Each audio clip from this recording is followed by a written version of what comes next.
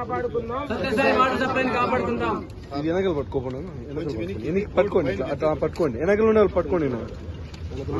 Okay okay sir.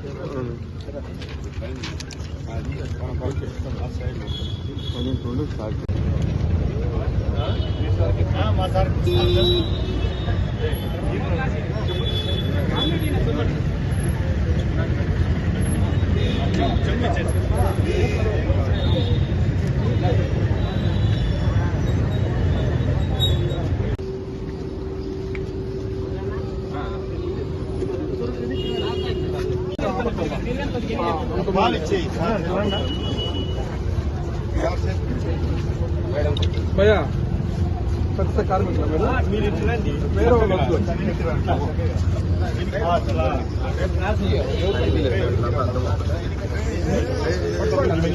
వేరే మీరు కొంచెం బ్యాక్ అండి, అట్లా వచ్చే కొద్ది ఇట్లా ఉండాలి. శ్రీ శ్రీ భగవాన్ సత్యసాయిబాబా గారు అనంతపురం జిల్లాలోని ప్రజల యొక్క దాహార్తిని తీర్చాలని ఒక మంచి సంకల్పంతో సత్యసాయి తాగునీటి పథకాన్ని ప్రవేశపెట్టడం జరిగింది. గతంలో ఎన్నడూ లేని విధంగా, ఎవరు చేయని విధంగా 1100 గ్రామాలకు మొత్తం ఈ సత్యసాయి పథకం నిర్దేశించబడింది. దీంట్లో 572 పైచలకు వర్కర్స్ పనిచేస్తున్నారు. లక్షలాది మందికి తాగునీటి అందించే ఈ బృహత్తరమైన పథకం గత ప్రభుత్వంలో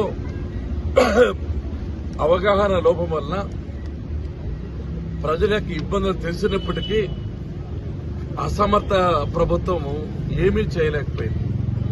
ప్రభుత్వం అధికారంలోకి వచ్చి దాదాపు 3 నెలలు కూడా కాలేదు. వెంటనే గౌరవ ముఖ్యమంత్రి నారా చంద్రబాబు నాయుడు గారు, ఉప ముఖ్యమంత్రి పవన్ కళ్యాణ్ గారు ఈ కార్యకర్తల కష్టాలు, నష్టాలు, బాధలు, సమస్యలు గమనించి ఇక్కడి నుంచి పంపించిన కలెక్టర్ గారి విజ్ఞప్తి, మా విజ్ఞప్తిని వాళ్ళు స్వీకరించి ఇమ్మీడియట్ గా 3 కోట్ల రూపాయలు శాంక్షన్ చేసేందుకు, 30 కోట్ల రూపాయలు శాంక్షన్ చేసేందుకు వాళ్ళు మనస్ఫూర్తిగా ఈ రోజున ఫలాభిషేకం చేశారు. 572 కుటుంబాలకు కాకుండా లక్షలాది మందికి దాహార్తి తీర్చే కార్యక్రమం ఇది. కాబట్టి ఇంకా ఈ రోజున 2 నెలల జీతాలు ఇచ్చారు.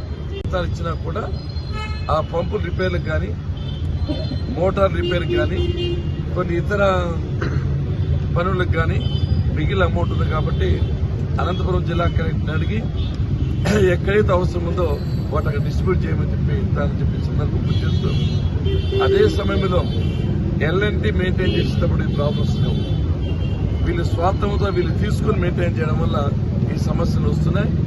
మంచి స్వచ్ఛంద సంస్థ కానీ ప్రభుత్వంగా తీసుకుని నడిపితే ఇది చాలా బాగుంటుంది. ప్రభుత్వం యొక్క దృష్టికి తప్పకుండా తీసుకుపోతామని చెప్పి ఈ సందర్భం గుర్తు చేస్తూ, ఈ కుటుంబాలకు జీతాలు రావడం అనేది నిజంగా నాకు జీతం వచ్చినందుకు ఆనందపడుతున్నా అని చెప్పి సందర్భంగా గుర్తు చేస్తూ, మున్ముందు కూడా ఈ సత్యసాయి సాగునీటి పథకంలో ఉండే కార్మికులందరికీ అండగా ఉంటారని చెప్పి సందర్భంగా మనవి చేస్తూ, తప్పకోకుండా ఈ ఇచ్చిన ముఖ్యమంత్రి, ఉప ముఖ్యమంత్రి మరొకసారి అభినందిస్తున్నారు.